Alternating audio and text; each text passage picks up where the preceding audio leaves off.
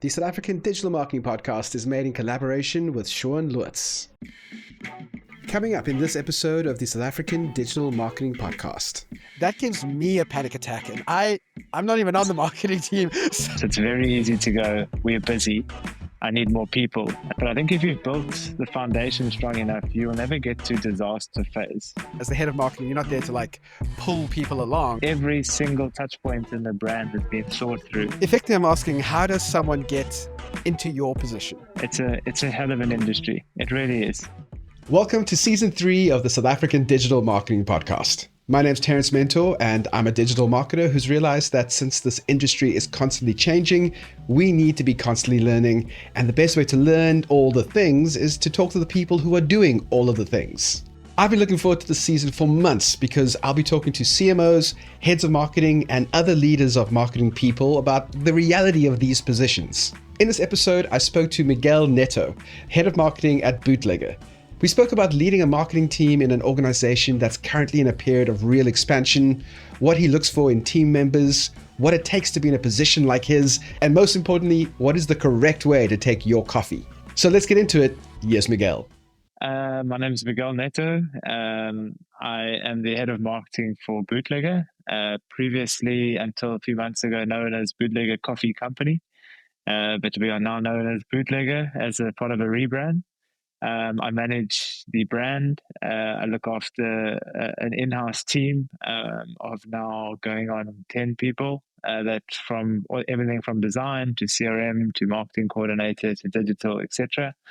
And yeah, just excited to explore what's coming up for the brand and live it. But other than that,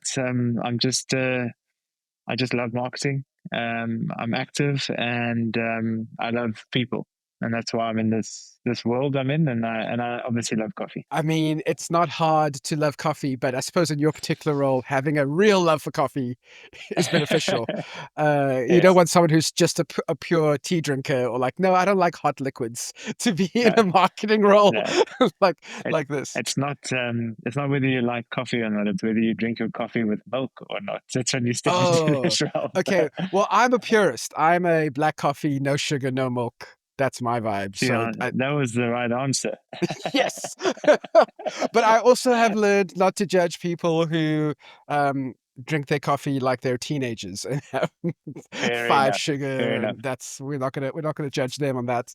Yes. So you kind of told us a little bit about your team, upwards of about 10 people with a range of skill sets. Has there been any at the moment you've kind of grown to that number? When did you realize that actually we do need to add some members to the team? How did that conversation come about? I think when you look at if you take the brand journey and the business journey, I mean, heading towards the 100 store mark as a brand, as a business, but I mean, as a brand, it's probably, I'd say, even 10 times bigger than that. I think it reaches a point where you've got to decide as a marketing manager or head of marketing or chief marketing officer, um, when do I need to have more control over my aspects in terms of, not outsourcing anymore? When do I need to be a little bit more diverse, a little bit more quicker, a little bit off the mark? And I think that's what the brand is defined in essence. Um, it just depends which roles are in-house at first, which aren't, and obviously the budgets don't always allow for it. It's a luxury. You get some of the real hardcore marketing people in the world that it's a one-man band, and you've got to tip your hat off to the people because that's what it is. But when you have the luxury to say I'm going to add, it's not just okay. I'm just going to throw people at the problem, because it's often what happens. So it's got to be more towards what is the outcome if I. So it's more to working towards backwards. So I want to get to here, and the only way I'm going to get there is if I have X amount of hours, X amount of pieces going out, um, X amount of deliverables that I can achieve. And I think then you can say warrant adding on another individual or growing a certain division within your marketing team. So it's very easy to go, we're busy, I need more people, and then they come in And then you go, oh boy, I've got too many people. What do I do now? And I suppose every extra hire has to be justified to the larger business. There has to be, aligned to business goals. And I guess in a position like yours, there's a lot of managing up as well, trying to justify the work that marketing is doing to the rest of the organization. Is that a bit of a struggle if you're kind of seen as the expert of marketing, but then you also have to justify marketing to maybe people who are not marketing experts? Yeah, I think before I get into that one, I think it's also about managing down, and that's not any condescending way. It's also to bring in someone knowing that I might need them isn't really fair to the individual, because it might just end up in the individual not growing, and that's ultimately the way I manage and the way I look at it, in terms of anyone in my team has a clear route to where they want to go. So I actually ask anyone who starts in my team very early on, where do you want to be? And part of doing the job that we're going to be doing, we're also going to grow you to get to. If marketing coordinator wants to be a marketing manager, so that's the role that I can then try and also get our jobs done and do the job that's needed, but also hopefully impart some of my knowledge and my journey onto the individual to make them there. If my marketing coordinator said my passion sits more in analytics for whatever reason, then we can try and adapt. It's not always the best thing, but it is doable, and I think that's important. That I just wanted to mention that managing down is just as important. But you're absolutely right. So I mean, obviously the bottom line speaks, and there's a bit higher expectation when you've got a bigger team, and other departments will look in and go, oh, look how many people you've got in your team, and you should be doing more. It doesn't always mean X, doesn't always mean X, so sometimes the new hire is not coming in so we can just do more. It's sometimes so we can do better, or do better quality, so work smarter instead of harder. So managing the expectations of investors, directors, direct managers, etc., is all about, as I've said, I think it's if they can see the why, and the result of, I think it's a lot easier. But it definitely does come with added pressure from being able to say, I can get us here if I've got these spaces covered. And then you get to a point where I think we as a brand are now is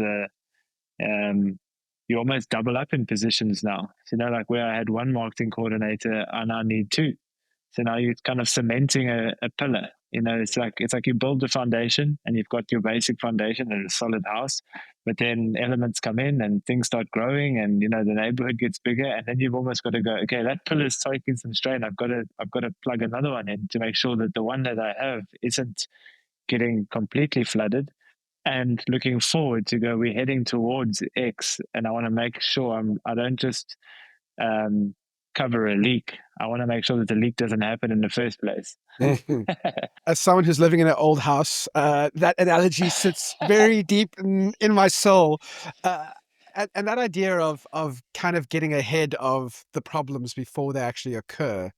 There's obviously a lot of foresight and experience of that.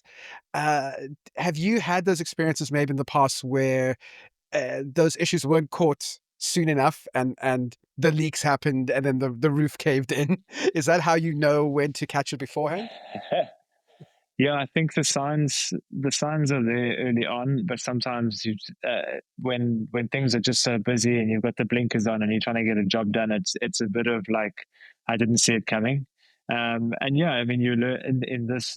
I'm going to say in the marketing world, because that's what we speak about here. I think it's almost impossible to always see the dangers and always forecast. I mean, things come, businesses grow, strategy changes, so then you've got to kind of use that famous word, the pivot word, and that's, I think, where sometimes you get caught off guard. Like I haven't built this pillar well enough for the pivot right now, but then there's that part of being agile. Then it's like, but I think if you've built the foundation strong enough, you will never get to disaster phase Hmm. unless something out of your control, like a coronavirus or something hits. Yes. But um, I think if you've built the groundwork and you've got a solid team already, and you've got the trust and the buy-in from your core team, I think you can manage for an extra 2-3 months when you bring in the individual. Then it's about making sure that if your processes and everything's in place, when that individual steps in, it's a quick transition. They buy into the brand, they buy into the vision.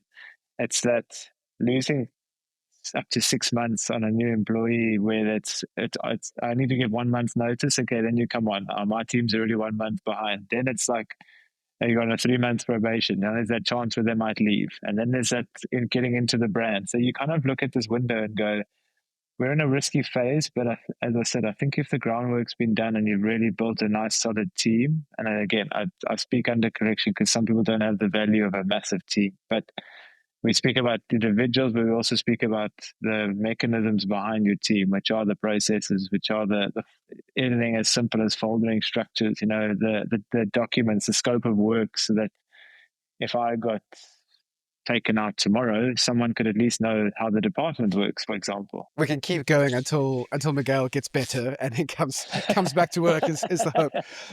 So it does sound like there's a lot of with even something like growing the team, there's a lot of like operational thinking happening, because when I think of a head of marketing position, my gut instinct is like super creative. You kind of working out new campaigns. It's all very exciting, but the part that you're describing at the moment does seem very like nuts and bolts, making sure things are in place to get the most out of the team members, and to like onboard new team members is a big process that's involved with that as well. Yeah, I think you've nailed it. I actually spoke to someone earlier this week about it. So that someone actually asked, like, what is the difference between like a head of marketing or chief marketing officer and then your marketing managers?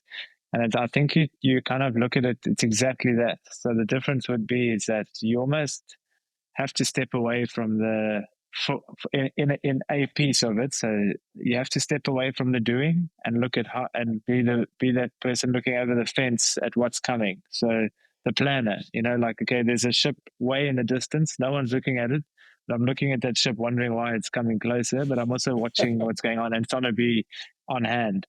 And making sure that you've got the team covered. So there's definitely a realm of I have to, and it's difficult for some, and I even find it now and again. I find you go too granular into the details, where sometimes you just have to let go and say, "You've got it, cool. I'm gonna make sure that the road ahead is clear, and make sure that the department, and then and as you mentioned earlier, the expectation from the top down is managed, and that my team aren't feeling the effects of it through me." So does that mean that and I'm super curious about how teams are grown and developed. So I promise it's the last question about developing a team. But when you are maybe looking to fill a role, and by the way, this isn't Terence edging for a role there, but I am curious about, Head are barista. you oh man, in a dream world, where when you are looking to fill a role, are you looking more for personality or more for skill sets? What a question. It's such a great. I can answer that from, if I speak to you from where I currently sit right now at Bootlegger. We we need. I'm going at it from, there's a personality and an individual, like, because of the industry we're in and the brand itself and you got to be on the front foot. So a few times in interviews I've said, we're looking for someone that's going to hit. There's a certain amount of skill sets that I could actually coach and guide, and you can adapt and learn. But attitude, front foot, even just the way you carry yourself here at Bootlegger is so important. And it's not because it's like, okay, if you're not nice, or if you're not forthcoming, and we don't take people that are quiet. It's not about that. It's about being approachable, because otherwise the industry and the business is going to just move past, because it's moving. It literally is moving every day. So it's more about, you don't have to be the loud, like, always in the limelight, but just have a presence and be on the front foot. I guess, as I say, I keep repeating that, but it's vital where I sit now. Previously, but that's not in every environment. Some environments are a lot more less fast paced and a little bit more planning wise and strategic and slower paced. And I guess that's where you would rather look. And it also, again, obviously comes down to the position you're hiring for. I mean, but I think you've got to have, I think in any world, I always say, and it's one of my biggest, if someone says, what is your biggest skill set? I say my phone book. because creating the connections with people to be able to phone I might not have the answer, but I can get someone who has the right answer, or I might not have the connection, but I know someone who can get me the connection and help me get in there. So it's that type of attitude, it's being adaptable and being approachable, and willing. Those are huge in this in the marketing world, massive. And I've seen that in other marketing spheres. If you're listening to other interviews with really like successful marketers, guys who are hitting huge international positions, they have that same kind of that need for people to be almost like self-starters. You're not there to, Mm, as the head of marketing, you're not there to like pull people along. You want people to be able to mm, almost push, I guess, as much as pull. Um, and also, like you're talking about the Bootlegger as a brand growing very quickly. We've had to postpone this interview a few times because there's another store opening or there's something else going on. It feels like when for this particular brand, you do need to be okay with change.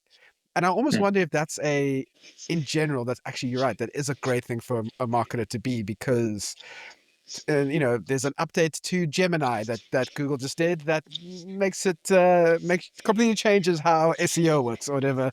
That you got to Yeah. be able to like roll with the punches sometimes. Do you find that your team that you have now, and maybe this is your chance to like compliment your team, I guess, are they those kinds of people? Have you kind of surrounded yourselves with that kind of energy? Yeah, I think in the modern position, or my position right now, if I talk about my team, yes, absolutely. But I think the team is also backed by the broader business and the pillars that have been put in place by the broader business. So, for example, we can't do much without ops. Otherwise no one in the stores are going to know what's going on. No, we can't roll out anything to the stores unless ops is. And so, no, having the right communication channels, having the Trello groups, like, I'll give you an example. If we want to do a Women's Day campaign, I can come up with the best campaign. I really can. And the marketing team can create the best stuff, whatever. But if in store someone doesn't get it, because the barista didn't know, or the head of the general manager didn't know. So, working with ops, coming up with the things and being able to hand it out, but also across the board with new business, with directors, with CEO. It's so important that we have almost two lanes. We've got the fast lane, which is not going to stop for anybody. So, and it's the vision of our founders and our CEO, who we call day ones, who have been here since day one. They've got a clear vision, and over years they've handed off more control to people, but they've still got the vision that hasn't gone away. So, if I'll use an example, if our CEO wanted the dog bowl made this week, doesn't matter if we've got 26 store openings. I need the dog bowl done. I need the design done. So we have to play that hat, because that's what he wanted. And he's got a purpose for wanting it. He's not just saying that he wants to add more onto your plate. But then we've also got the slow strategic thinking side of it, which we have to have. So they're almost in certain businesses, I think they could possibly go, cool, we're gonna strategize, and we're gonna slowly roll it out. There is an element of that here, which is why Bootlegger's got to where it has. Why over 12 years it's hitting onto 100 stores, heading towards 200 in the next 2 years. It's that slow immersion, and now scaling now quickly. That's why. But there's also this side that's just going, that's moving, because otherwise you're going to miss an opportunity in the industry. And our competitors are moving; they're moving Mm. quickly, and we look, we respect, and then we read our own Bible.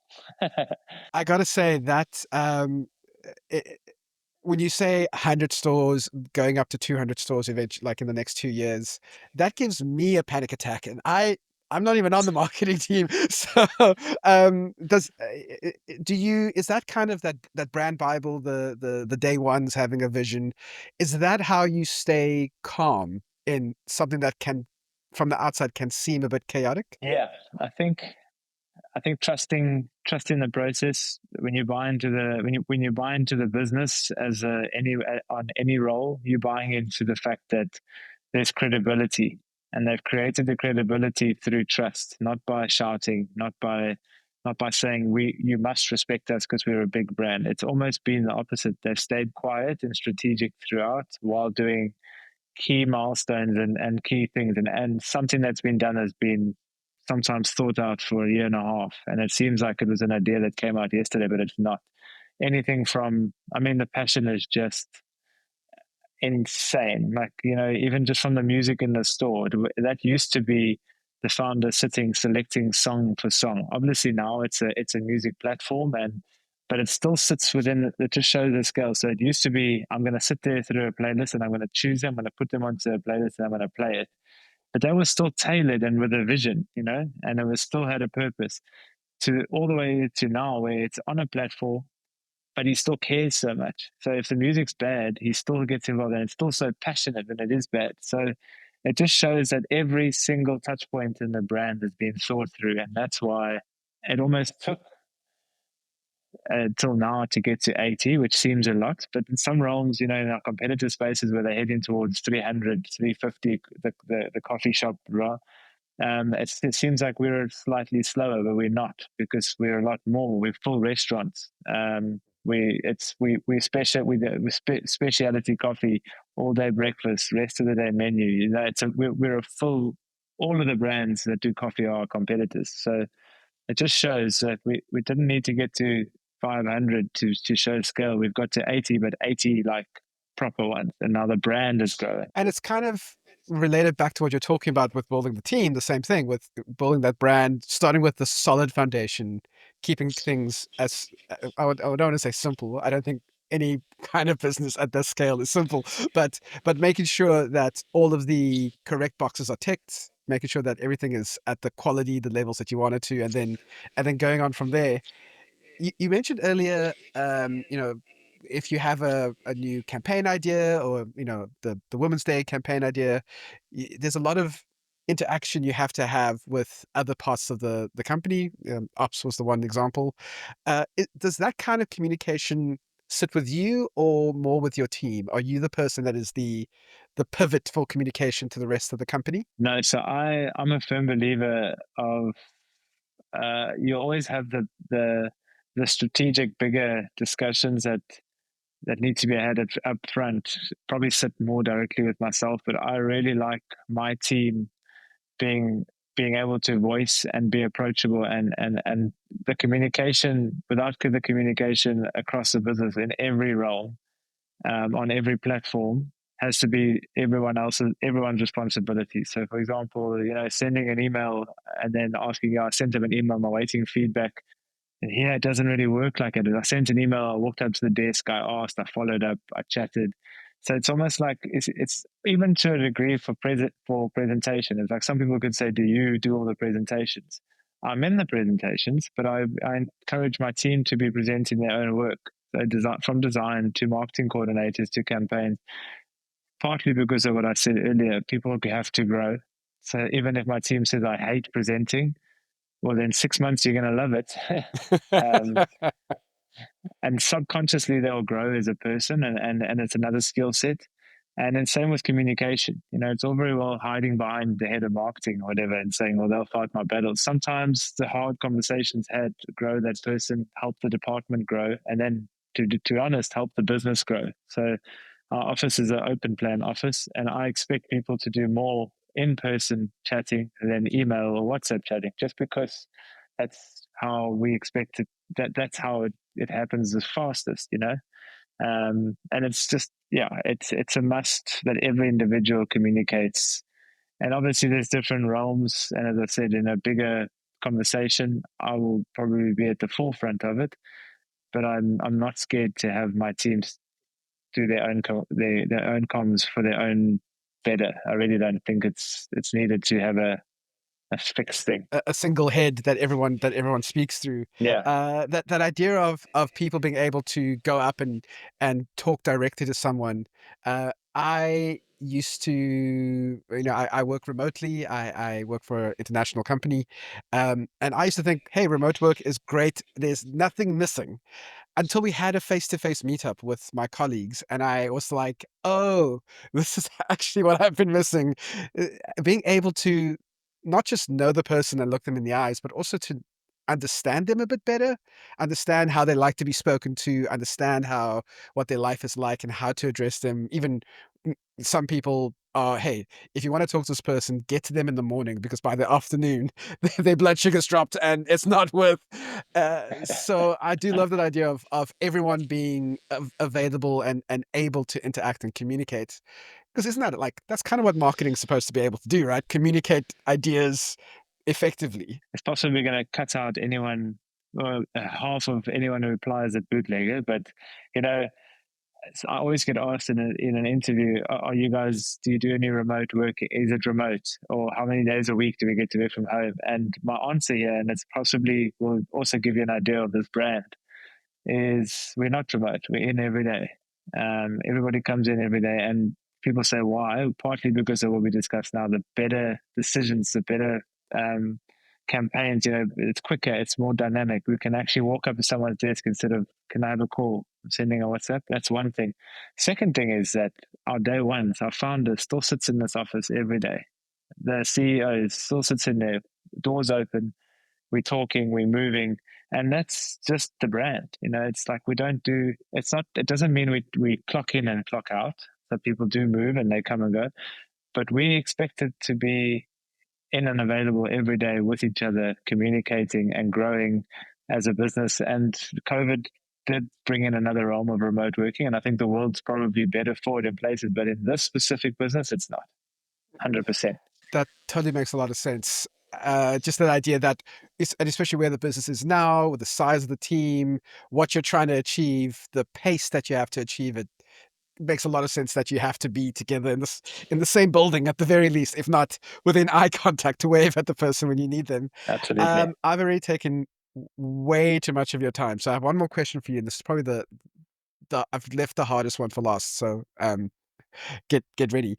Let's say in a few months' time or a few years' time, or at some point, you get a promotion to another role, or you decide to take a 5-year sabbatical, and someone else has to take up your position. Someone else has to take the head of marketing role at Bootleggers. What would they have needed to experience? What kind of personality types do they have? Effectively, I'm asking, how does someone get into your position? That is a good question. um, I think um, I think it's a little bit of everything that I've mentioned in the last bit now. Is in terms of, I think you put the personality and the dealings with people. I think you've got to be forthcoming in terms of being open with people, being able to not just think about yourself. You've got to think about the broader team. And even then, you've got to think outside of your team. You've got to be thinking about other divisions. So, our HODs, the relationship between us, that's what we strive for, to be able to represent your department, but also work dynamically with others. But also, I think the biggest thing is being able to juggle. Um, you can be doing 3 or 4 things at once. Hence why we're having this thing now. This was one of the things I juggled. um, but I think I come across. I'm calm in my approach. I'm measured, and I think those are 2 very very important things. But that doesn't mean that you mustn't be urgent.